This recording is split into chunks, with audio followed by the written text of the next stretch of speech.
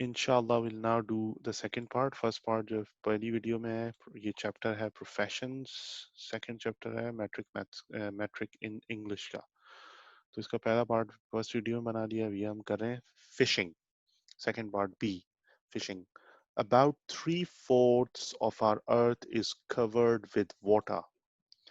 तकरीबन, अबाउट कहते हैं तकरीबन को, 3/4 बेटा कहते हैं 3/4, यानी कि अगर 4 हिस्से कर दें जमीन के तो उसमें से 3 हिस्से जो है उसकी बात हो, इसको इसका मतलब ये होता है, 3/4 का ये मतलब होता है। सही है। So about 3/4 of our earth, हमारी जो प्लेनेट अर्थ है, जमीन जो है, इसका 3/4 कवर्ड है वाटर से, यानी कि वो मुश्तमिल है पानी के ऊपर। द रिवर्स, दरिया, एंड ओशंस, ओशंस कहते हैं समंदरों को, ऑफ द वर्ल्ड, दुनिया के जो समंदर हैं, आर फुल ऑफ फिशेस, ये भरे पड़े हैं मछलियों से। These fishes are an important source of our food. ये जो है मछलियां, ये हम आर एन इम्पोर्टेंट सोर्स, ये एक बहुत मखसूस, एक बहुत खास जरिया है, सोर्स है ऑफ आर फूड, हमारे खाने का, हमारे मील्स का, हमारी खुराक का। And millions of people are engaged in catching fish, और मिलियन ऑफ लोग जो हैं, करोड़ों लोग जो हैं वो इंगेज्ड हैं। इंगेज का मतलब है वो उसके अंदर बिजी हैं, मसरूफ हैं। कैचिंग फिश मतलब मछली पकड़ने के अंदर। सही है। This is not just a hobby, ये सिर्फ कोई हॉबी नहीं है, बट एन ऑक्यूपेशन, जब बल्कि ये एक पेशा है। एंड अ फ्लोरिशिंग ट्रेड, एक बहुत ही फलती फूलती तिजारत है। फ्लोरिशिंग, फ्लोरिशिंग इसको बहुत अच्छी तरह पढ़ लें। फ्लोरिशिंग किसी भी चीज को कहते हैं कि माय बिजनेस इज फ्लोरिशिंग, माशाल्लाह, ये मेरा जो कारोबार है वो फल फूल रहा है। सही है। तो फ्लोरिशिंग ट्रेड, ये जो है बहुत फलता फूलता तिजारत है, बिजनेस है, कारोबार है। द फिशरमैन, फिशरमैन देखिए स्पेलिंग क्या है, मछेरे को फिशरमैन कहते हैं, जो मछली पकड़ते हैं ना उनको फिशरमैन कहते हैं, fisherman. The fisherman, the fisherman sometimes work individually in their small boats and sometimes work together on large boats with machinery needed to catch fish from deep waters. अब जो मछेरे जो हैं वो समटाइम्स मतलब कभी कभार, हम बोलते हैं ना कभी कभार, वर्क इंडिविजुअली, काम करते हैं अकेले, इंडिविजुअली कहते हैं अकेले, इन देयर स्मॉल बोट्स, अपनी छोटी छोटी कश्तियों में, बोट्स कहते हैं कश्तियों के में। एंड अब ये दूसरा इसका ऑप्शन लिखा हुआ है, कभी अकेले करते हैं, एंड समटाइम्स वर्क टुगेदर, और कभी कभार साथ मिलकर काम करते हैं, ऑन लार्ज बोट्स, बड़ी बड़ी कश्तियों में, with machinery needed to catch fish from deep waters. With machinery, अब मशीनरी की इसने आगे तफसील बताई हुई है। मशीनरी नीडेड मतलब जो चाहिए होती है, जरूरी होती है, to catch fish, needed to catch fish, मछली पकड़ने के लिए जो जरूरी होती है। फ्रॉम, फ्रॉम कहते हैं से, फ्रॉम डीप वाटर्स यानी गहरे पानियों में से। सही है। They stay at sea for days and even weeks, वो रहते हैं, स्टे का मतलब रहना। they stay, where do you stay? I stay in Karachi, I stay in Pakistan, I stay in Mumbai. सही है। They stay at sea for days and even weeks. वो रहते हैं समंदर में कई दिनों के लिए, और इवन, और कभी कभार, और एंड इवन, और कभी हफ्तों के लिए, वीक्स का मतलब हफ्ते। And return with tons of fish, और वापस आते हैं, रिटर्न का मतलब वापस आना, return with tons of fish, वो आते हैं साथ बहुत सारी, टन्स मतलब टन वजन का यूनिट है, टनों के हिसाब से फिश लेकर आते हैं। These ships have proper arrangements for storing the fish so that catch is not spoiled before reaching the market. सही है। These ships, ये जो ships हैं, हैव प्रॉपर अरेंजमेंट, इनके अंदर बाकायदा इंतजामात होते हैं। प्रॉपर अरेंजमेंट मतलब बाकायदा इंतजामात होते हैं। फॉर स्टोरिंग, जमा करने के लिए, फॉर स्टोरिंग द फिश मतलब मछलियों को जमा करने के लिए, सो दैट, ताकि, सो दैट बोलते हैं ताकि, ताकि जो कैच है, कैच का मतलब जो शिकार है या जो पकड़ी हुई मछलियां हैं उसको ये यहाँ पे इन्वर्टेड कॉमा में कैच बोल रहा है। कैच इज नॉट स्पॉइल्ड, कि कैच जो है यानी जो भी कुछ भी पकड़ा है, जो माल हाथ आया है, is not spoiled, ये वो सड़ ना जाए, before reaching the market, market पहुंचने से कबल, पहले, बिफोर कहते हैं पहले, तो before reaching the market, market पहुंचने से पहले वो सड़ ना जाए, स्पॉइल ना हो जाए, spoiled, is not spoiled before reaching the market. अगर कोई सड़ा हुआ खाना हो तो हम क्या बोलते हैं इसको, ये है स्पॉइल्ड फूड, स्पॉइल्ड फूड है, सही है। तो इट इज नॉट स्पॉइल्ड, सही है। तो अगर ये नहीं सड़ा तो बोलते हैं इस तरह। दैट्स फिशरमैन ऑफ पाकिस्तान, जो मछेरे हैं पाकिस्तान के, ऑल्सो इंगेज, वो इसमें भी शामिल होते हैं in both kinds of fishing, inland और फ्रेश वाटर फिशिंग, एंड सी और मैरीन फिशिंग। तो फिशरमैन जो है पाकिस्तान के, वो भी इंगेज होते हैं, वो भी महू होते हैं, या वो क्या नाम है, मसरूफ होते हैं in both kinds of fishing. Both use होता है जब भी दो चीजें हो ना, कि बोथ ऑफ यू, जैसे Usama and Khadija, both of you come late, यानी आप दोनों जो है ना वो लेट आते हैं। ऐसे ही बोल रहा हूँ मजाक में, आप दोनों लेट आते हैं, सही है। तो बोथ दो के लिए लगाते हैं, बोथ काइंड्स ऑफ फिशिंग, दोनों तरीकों की फिशिंग। अब वो बोथ काइंड आगे इसने यहाँ पे, आगे यहाँ से आगे इसने बयान की है कि क्या कौन सी। इनलैंड मतलब जो इनलैंड और फ्रेश वाटर फिशिंग, यानी कि जो अपने जमीन पे ही होती है, फ्रेश मीठे पानी के अंदर, वो वाली फिशिंग। एंड और सी और मैरीन फिशिंग, इसको सी फिशिंग भी बोलते हैं, और इस और लग गया इसका मतलब, इसका ये दूसरा नाम है मैरीन फिशिंग, सही है, सी और मैरीन फिशिंग। अब आगे एक्सप्लेन कर रहा है कि fresh water fish are caught from rivers, streams, canals, lakes and ponds. Fresh water जो फिश है वो कहाँ से पकड़ी जाती है, वो पकड़ी जाती है दरियाओं से, और नहरों से, कैनाल से, कैनाल्स होती है कि मैन मेड जो निकाली हुई होती हैं, रास्ते निकाले हुए होते हैं पानी के, और जो पानी रुका हुआ होता है किसी लेक के अंदर, लेक सैफल मलूक है ना जैसे, तो उस तरह के, और रुका हुआ कहीं पानी हो नेचुरल, और पॉन्ड्स जो खुद बनाए जाते हैं, तालाब वगैरह, सही है। तो इन तमाम से कौन सी फिशिंग की जाती है उस जवाद? Fresh water. फिश, हाँ, आज बड़ी माशाल्लाह डिसिप्लिन के साथ बैठे हैं, खामोश डिसिप्लिन है, समझ रहे हैं सब।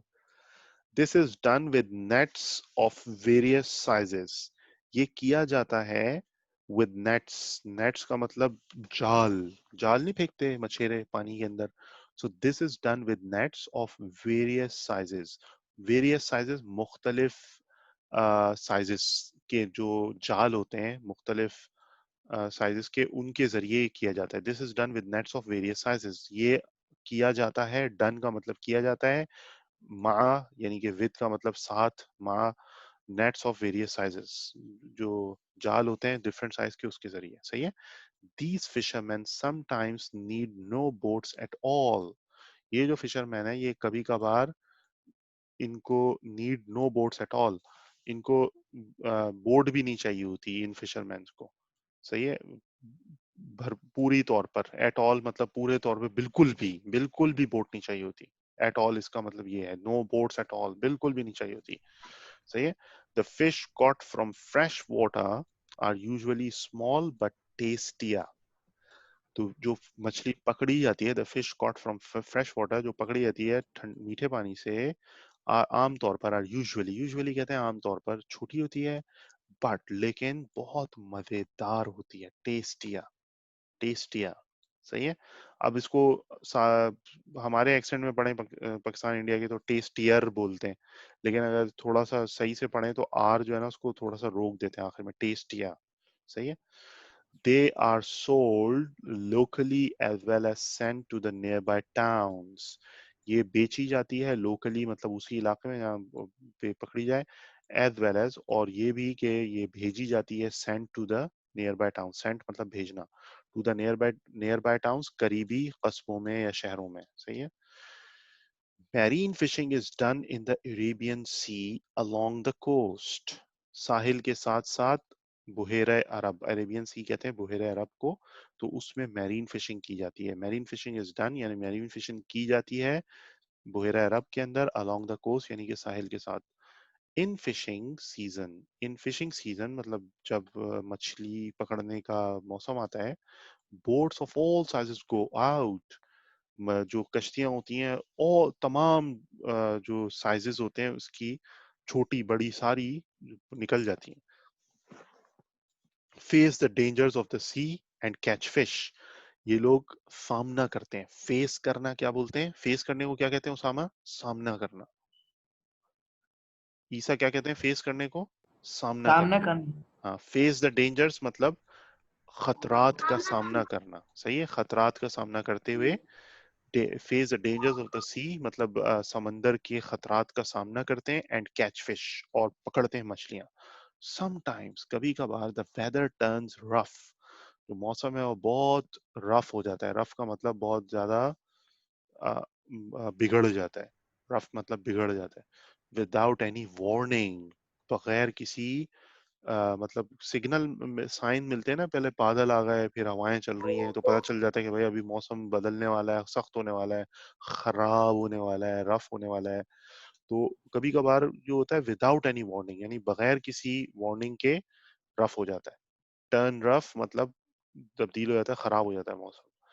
These boats are then at the mercy of storms against which they are quite helpless.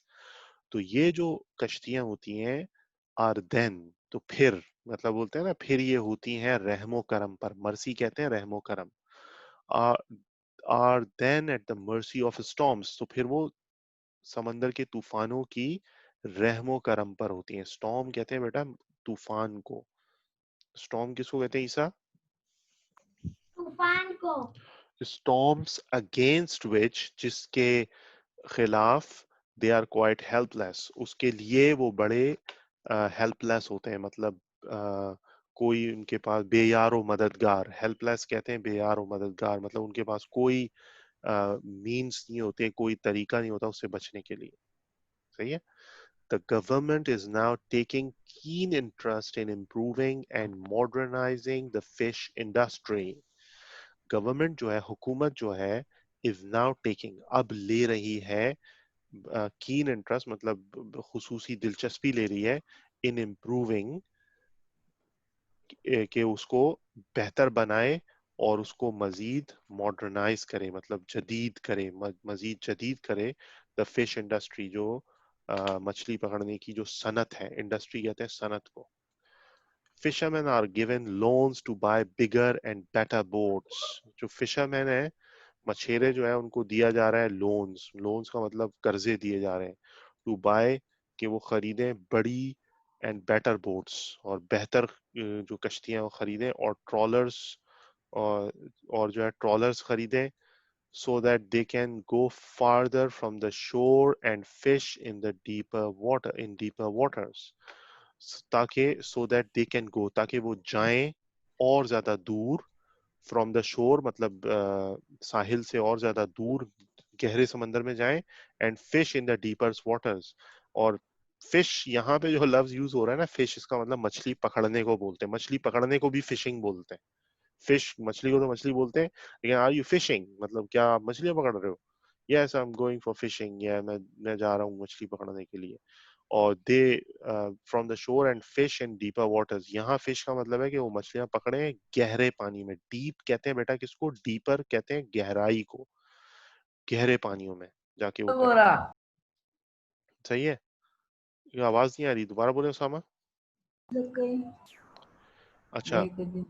Fisherman are given loans, loan दिए जा रहे हैं, बट लोन लेना बेटा अच्छी बात नहीं है, क्योंकि नबी सल्लल्लाहु अलैहि वसल्लम ने उसकी कहा है कि बचें इससे। लोन लेना अच्छा नहीं है, उसके बगैर अगर काम हो सकता है तो गुड है, वरना लोन अगर लें तो बगैर इंटरेस्ट के लें। सही है। अच्छा, फिशिंग नेट्स ऑफ कौन गुड, मतलब? fishing nets of good quality are being made available at low prices.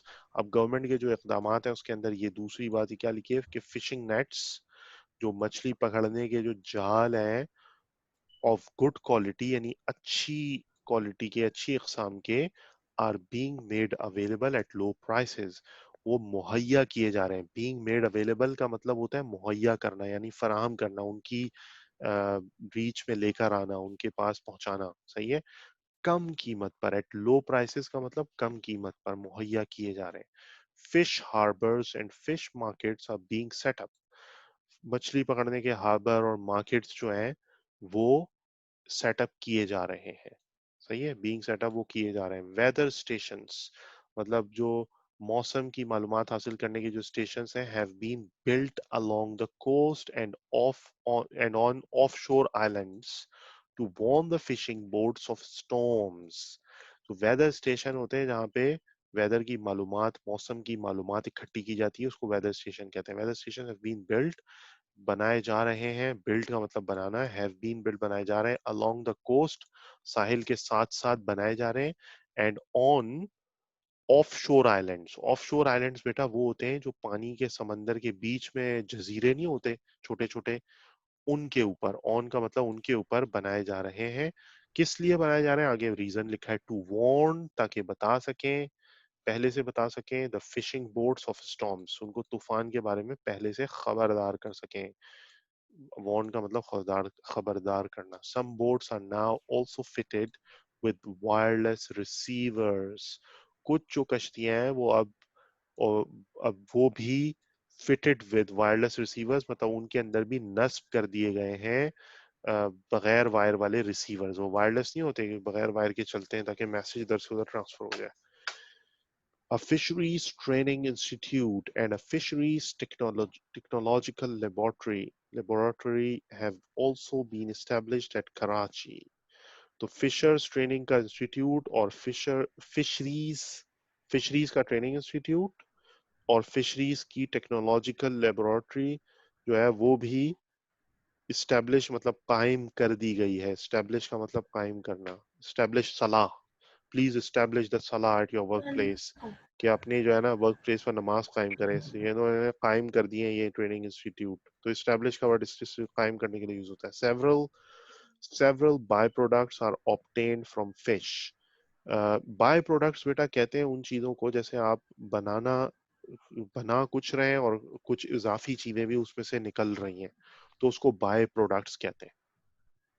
समझ रहे हैं बात, कि आप कोई एक मेन इंग्रेडिएंट बना रहे हो तो उसके साथ आपको और भी चीजें मिल जाए। For example glue, manure and liver oil. अब असल में तो फिश पकड़ने गए थे लेकिन लिवर ऑयल भी उसमें से निकल आता है। लिवर ऑयल मिलता है, मैन्योर और ग्लू, ये तमाम चीजें समंदर ही में से बरामद होती हैं। फिशिंग ही इंडस्ट्री ही का आउटपुट ये चीजें भी है। सही है। अच्छा, fishing is one of our most important industries. जो मच फिशिंग जो है ये हमारी वन ऑफ आर मोस्ट, ये जो लफ्ज है ना बेटा ये आप बार बार देखेंगे। वन ऑफ, वन ऑफ जहां पे लिखा है ना, वन ऑफ सेवरल, यानी कि one of our most important industries. अब देखें इसके आगे यहाँ पे लफ्ज जो यूज हुआ है वो सनतें, प्लोरल यूज हुआ है।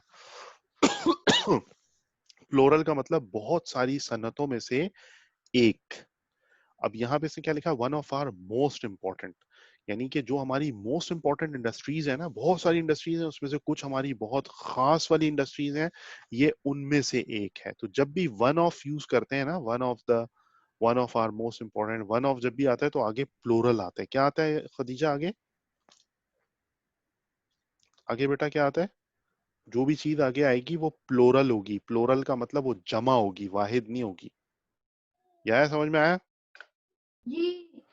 Fishing is one of our most important industries. यहाँ इंडस्ट्री नहीं लिखा है, इंडस्ट्रीज लिखा है। कि फिशिंग जो है वो हमारी जो बहुत ज्यादा अहम इंडस्ट्रीज हैं, सनतें हैं, उनमें से एक है। तो बहुत सारी है ना, तो इसलिए यहाँ प्लोरल यूज होगा।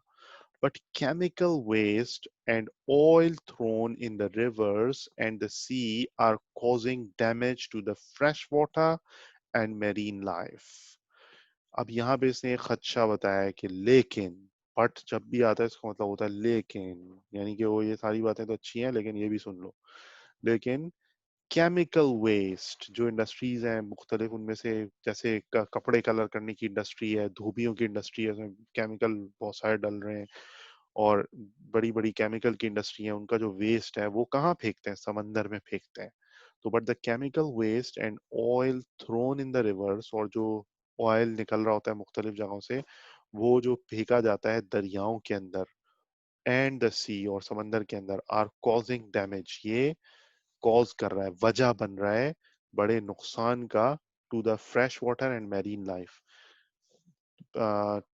मतलब फ्रेश वाटर होता है ताजे पानी के, यानी मीठे पानी के, और जो समंदरी जिंदगी है फिशों की और बहुत बड़ी मैरीन लाइफ है, उसके लिए नुकसान का सबब बन रहा है। सही है भाई।